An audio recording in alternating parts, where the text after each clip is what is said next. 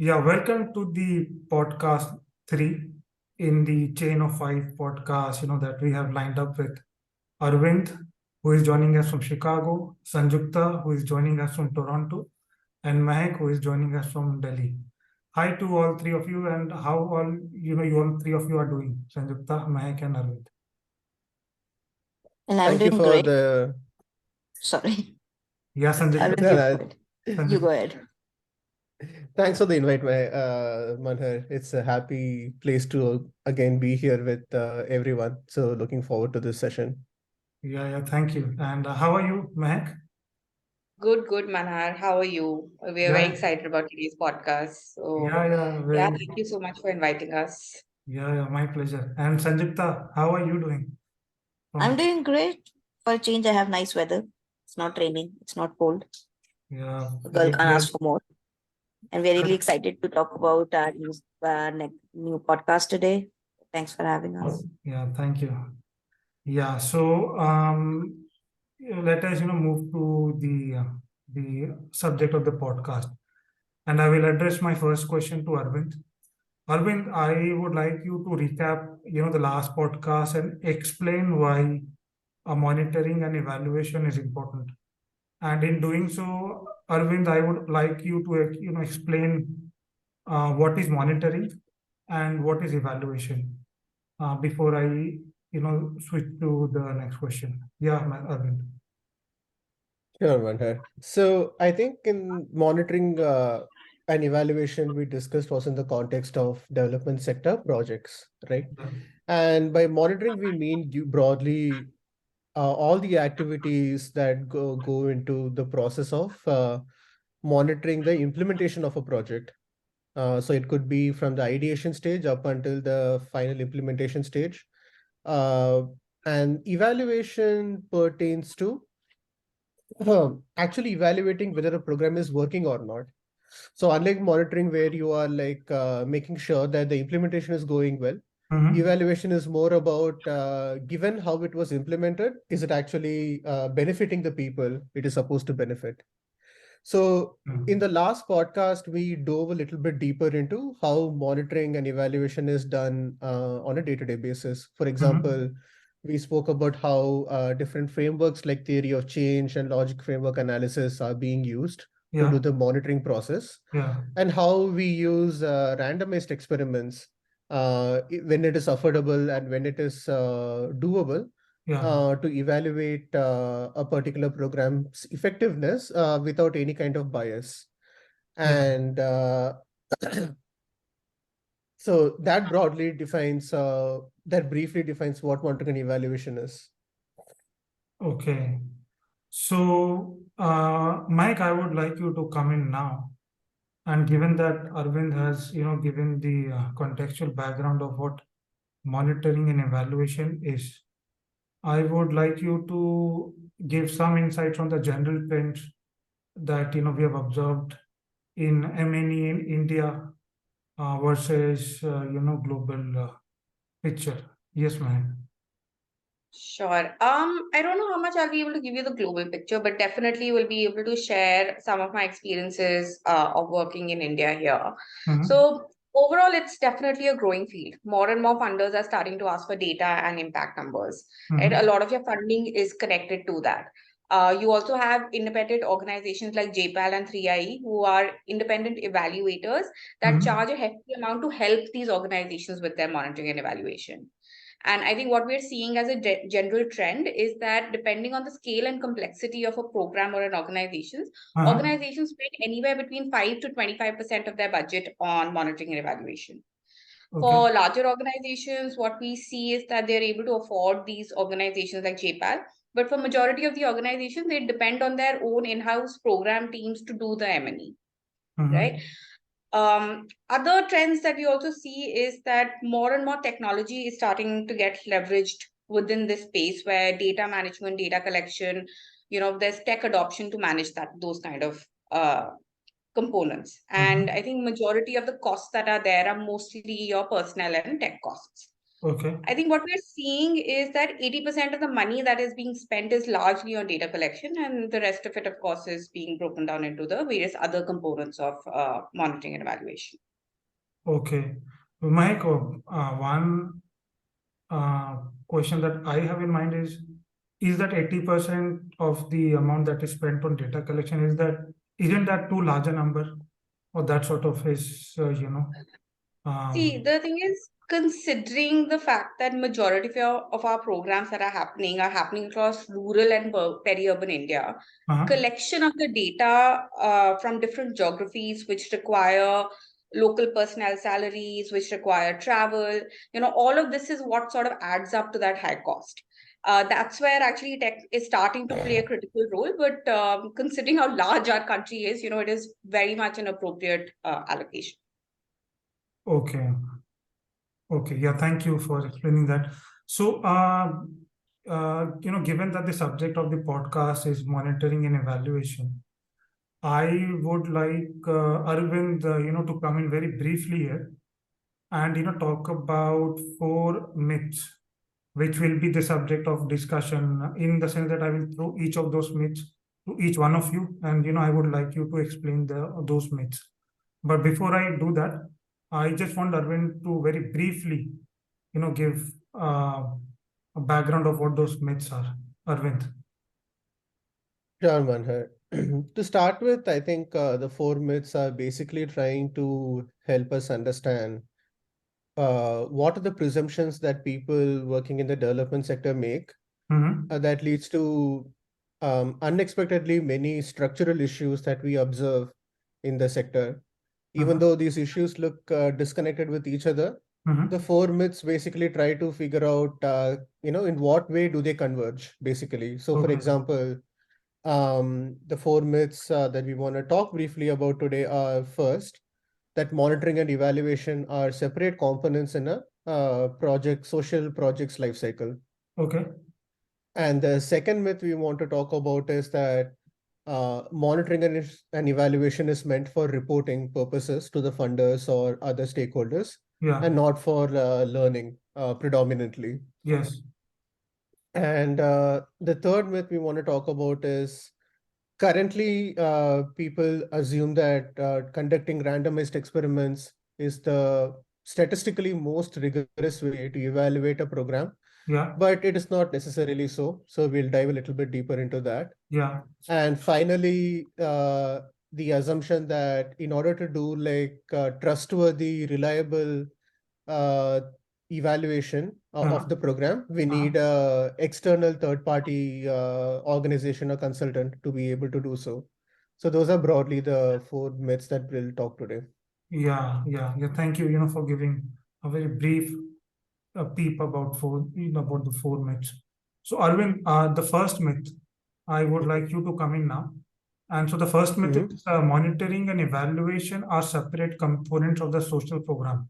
This is the myth, but this is actually not the case. Correct? I would like you to, explain very, deeply and broadly about, this myth. Yeah, sure. So monitoring and evaluation, like we mentioned before, one talks about monitoring the implementation of a program, and the second talks about actually evaluating the program. What often happens is we kind of assume that, hey, let's monitor the program as we normally do. And then since evaluation is mostly something that a third-party consultant does, that, Mehek and Sanjukta will cover later, as a myth, we kind of treat them as separate components. But if you really think about it, the monitoring and evaluation aspects really talks about the process and the outcome elements of the project, right? What we really want to then understand in the end is how the process led to the outcome, rather than looking at process and outcome as separate buckets. Okay.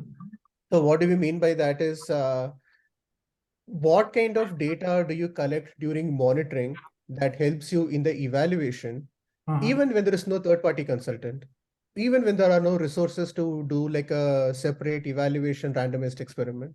Okay. The thing is, internally, these things are connected because ultimately we want to understand who is the like who is experiencing a higher outcome with a given process, or what Okay. kind of process change can lead to higher outcomes for different kinds of people, right?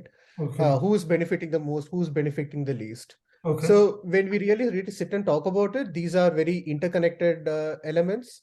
But normally, in terms of how it is done, in terms of budgeting and the actual process of doing it, we tend to see monitoring and evaluation as separate, even though they are connected and synergistic with each other.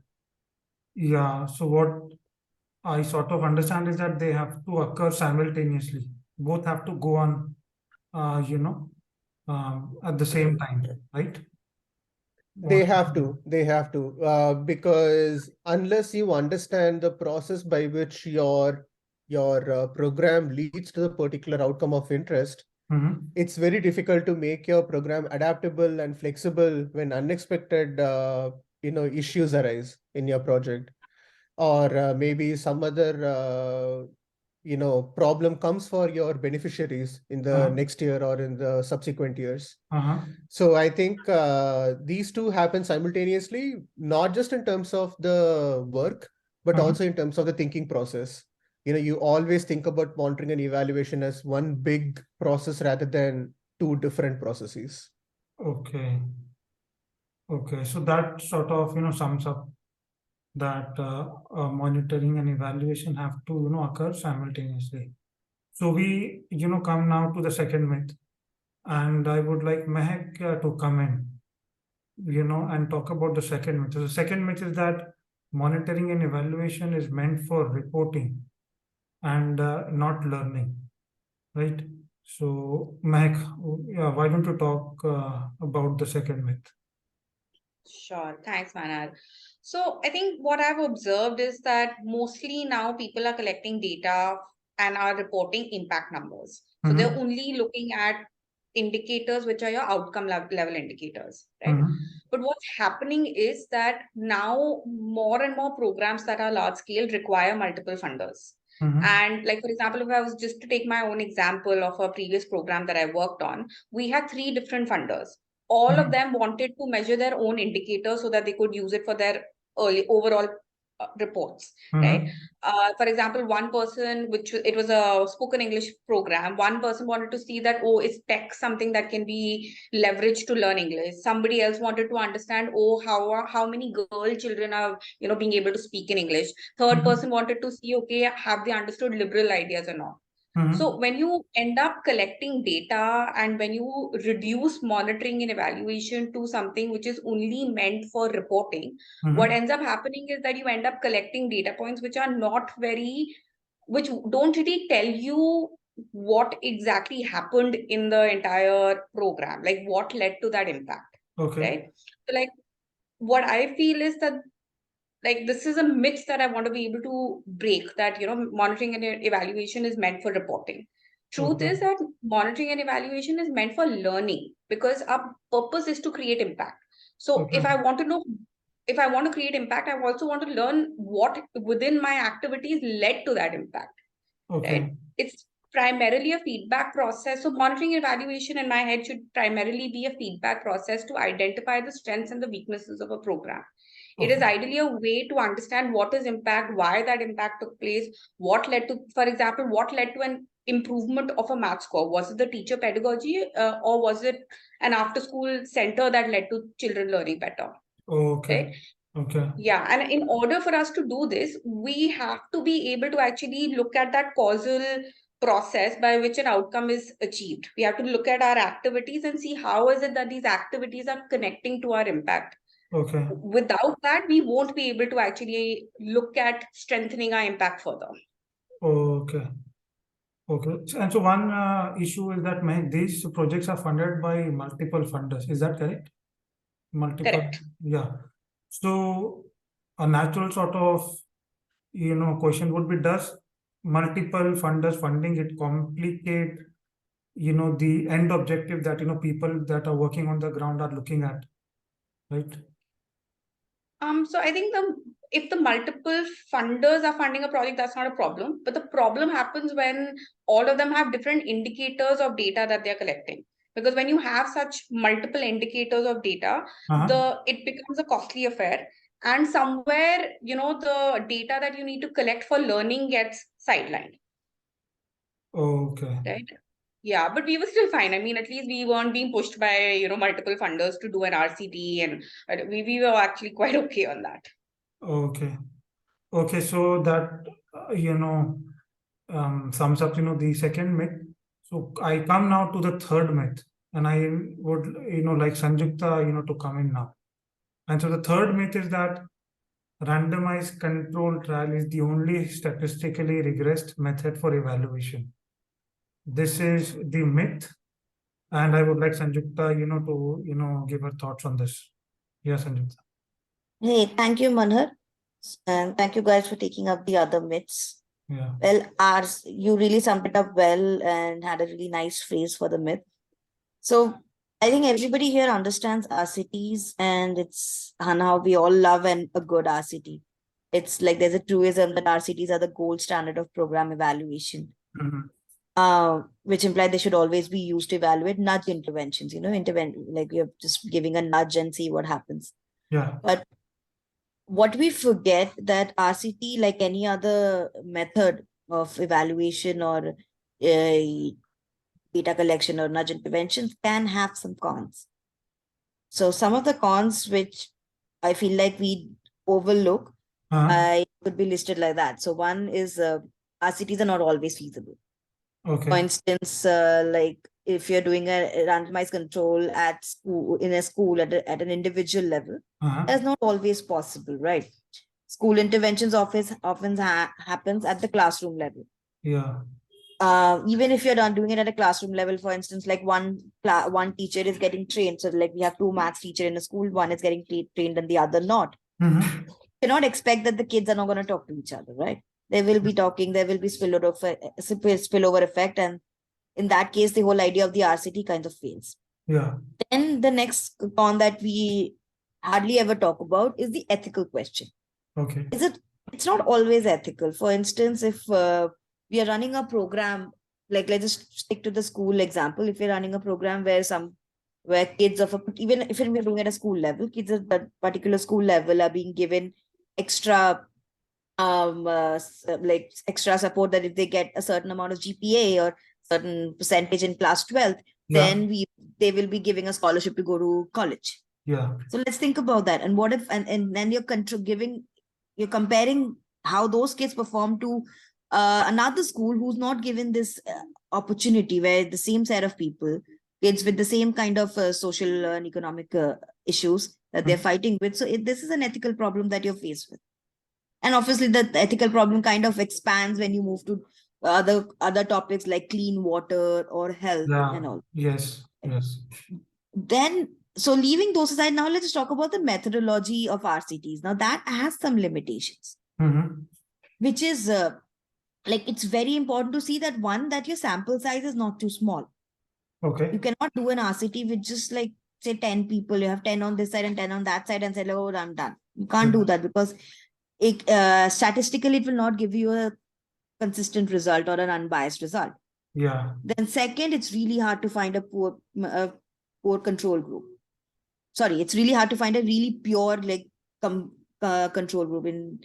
For instance, like where you are the treatment and the control group are exactly same as each other, however, and there are no spillover effects. Yes. Right. For instance, you take those two different schools where of the same area, same neighborhood, parents are just deciding between one school or the other based on some randomized allocation, and you are giving an intervention to one school versus you're not giving to that. There's going to be spillover effect. The parents are going to talk, the kids are going to talk. They will share if one school thinks that, we have found a nice method and it's working for us, kids will share, why don't you study from this book? This is great. It's really difficult to control that. So now think about so we are pointing out that there are problems. But then why do we put so much emphasis on RCTs? And the idea called average treatment effects. What researchers don't focus on is that there's also subgroup variations. They neglect individual variations. Yeah. And analysis of more complex causal mechanism, because with an RCT, Yeah. The ideal method of an RCT says that everything is equal. So you can Yeah. actually compare just the means and you're done. Yeah. Because every other control is controlled for. Every other group is like variations already taken into account. Yeah. But that's not true. So when you're not looking at any subgroup analysis, you're not taking into account there. Yes, could be some factors which are affecting one group versus not affecting the other. So Yeah. these kind of evaluations or statistical methods kind of start taking a backseat or completely gets removed. Yeah. Yep. So what, like the fact that we need to think about that the devil is in the detail. Yeah. And that's what a lot of social scientists and researchers try to think in non-randomized methods. Because in their mind, it's not a golden standard. In their mind, they cannot, they know the treatment and the control group are not identical. So they know they cannot compare just the means and get it over with. Mm-hmm. And they start looking more into little things. By doing that, they actually make these non-randomized designs, such as your observational studies, survey designs, a lot more effective in giving you the clean picture or the big picture of what's happening in the program as compared to an RCT. Yeah. Even if your RCT is very beautifully designed and perfectly designed, Yeah. and you're not able to monitor it Yeah.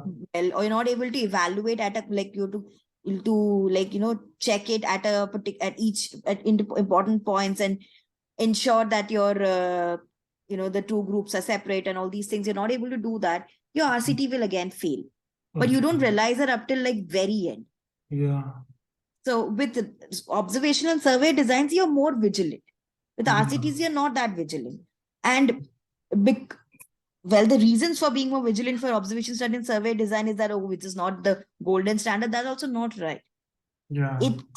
What people need to understand that these are very effective scientific methods and they can be a better fit than an RCT. Yeah. And these methods can be more rigorous. They can be cheaper as well. And also gives you more room for, the looking at subgroups. Like okay, what if we do an RCT, we find no difference. Like kids in two different schools, one was given this incentive that if you score so many percentage in your class 10, we will give you extra. We'll give you we'll give you college scholarship. But you're not checking and you see no difference. But then are you checking is some groups are getting better, some subgroups are getting better or not? Okay. So that's I would conclude here that look at other methods for a change. Yeah. Maybe they're not that bad. Yeah. So from what I get a sense of that is the researcher have to be open-minded. In the sense that they have to look at other mechanisms that can help to study the objective much better and maybe give a broader and a deeper understanding of the issue at hand, right? That sort of is the third one. Yes. Yeah, I would say evaluate what method you actually need to use instead of sticking to this is the grade because everybody says it is. Yes. That's it. Yeah. So that's also yeah. So I want to actually say that comes to my fourth myth of that you would need a third party to do program evaluation. Yeah, that's the fourth myth, right? You need a third party to do program evaluation. Yes. Yeah, so that's because as we focus so much on RCTs and we focus that this is the best method and you're putting so much of money and resources to do that. And RCT are difficult to design, difficult to monitor, and difficult to evaluate. There's no doubt about that. So that comes from there. It comes the myth that you need somebody else with more skills, different organization with more skills and more people or more experience to do my evaluation. Okay. However, that's not completely true. Even so, if we don't do an RCT, then great. You can definitely do you can evaluate or you can monitor your program on your own and build those in-house capacity because there's not a lot of extra skills that you need to build. Yeah. Non-RCT designs are not dependent on an external evaluator. Yeah. Complexities involved in an RCT and the need to control your treatment and the control group is not there in a non-RCT program. And hence, you may not need an external evaluator. Many of the non-RCT designs are actually less complex. And the skills you need to learn can be pretty much picked up in-house. You don't need an extra degree or 6 months of a training course to do it. Maybe like a couple of days or a couple of weeks of reviewing some important methods, reading. Even if reading on your own is not possible, I'm sure there are little programs of maybe like a day or so, just spending on those 4 or 5 things you need to know to look at your program in a more efficient way. Now, it's completely possible to train your in-house staff to be more skilled. You don't need a lot of resources. Yes, with a big reason for going for third-party evaluation is that trust factor. It is evaluated by third party, so we know it is trust. Okay. Maybe when you show that, yes, I have the skill and this is how I'm doing my monitoring, some part of the trust factor is also incorporated through that. And yeah, if the budget's there, if the program design itself needs a third party evaluator because of the trust thing, definitely go for it. But if you don't need it and you don't really have the budget, then you might want to do it in-house and spend most of the extra money that you're left from not doing a third party evaluator to the other aspects of your program. Okay. So that's where I would conclude here on this myth, that maybe it's not that difficult to do your own evaluation. Maybe it's more of a fear Yeah. or a myth in we would say that you need another person to do this for you. Yeah. Yeah. Thank you, Sanjukta, for winding us, the fourth one. Yeah. So lastly, if I have to conclude from what I have understood from all three of you talking about the different, myths, is that monitoring and evaluation is a step-by-step scientific, process where you have to, take it step by step, but still, be open to other, other mechanisms that might lead to, better understanding of, the program, that you're studying. So given this, I would like, three of you to come in and, conclude with a line or two, summing up. Yeah, Sanjukta, we'll start with you. Well, for me, I think you summarized it pretty well.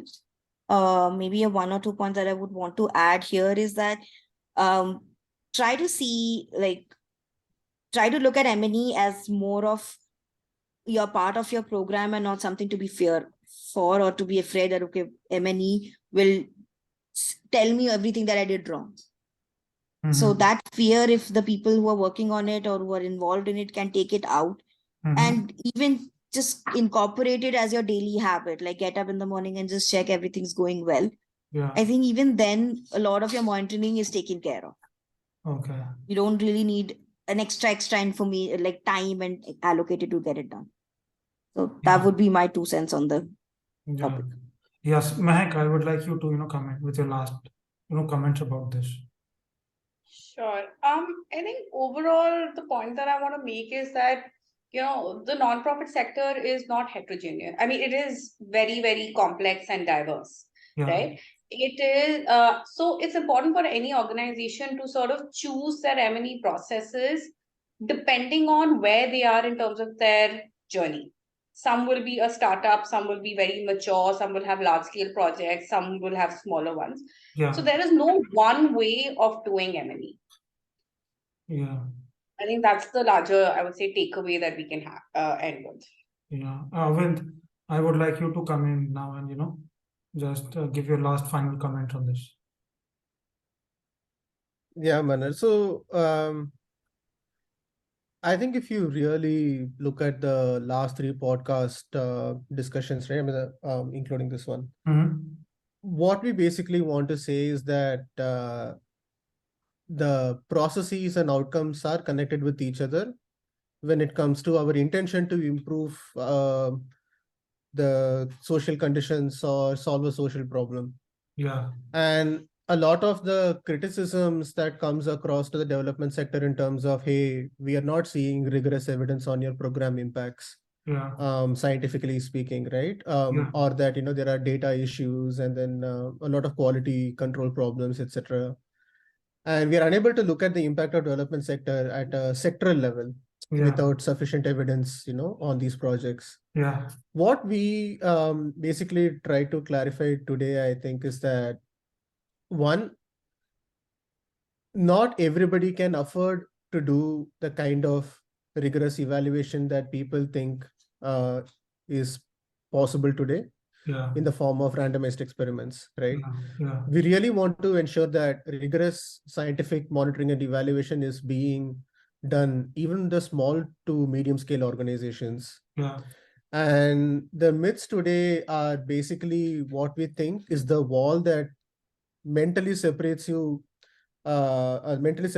and medium scale organizations from thinking that, hey, we can also do statistically rigorous monitoring and evaluation. Yeah. And so in the next podcast, we want to talk about a particular framework called participatory systems mapping, Yeah. which basically helps us to understand what do we even mean by thinking about monitoring and evaluation as the same thing, Okay. right? How do we establish this conceptual connection into our daily workflow, into the project's lifecycle? Yeah. And so I think hopefully this podcast and our discussion today has conveyed to the listeners that,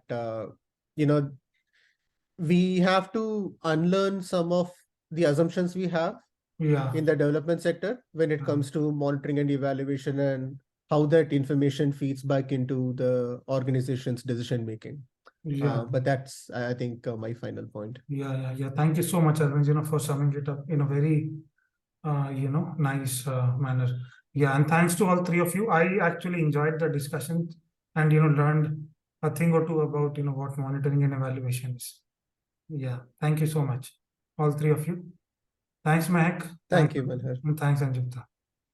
Yeah, thanks, Mahar. Yeah. Manhar. Yeah. Thanks, Manoj. Talk later. Bye. We look forward now to the fourth, podcast. Yeah. Yeah. Thank you. Early. Yeah. Thank you. Bye. Thank you, Malhar. Take care. Yeah.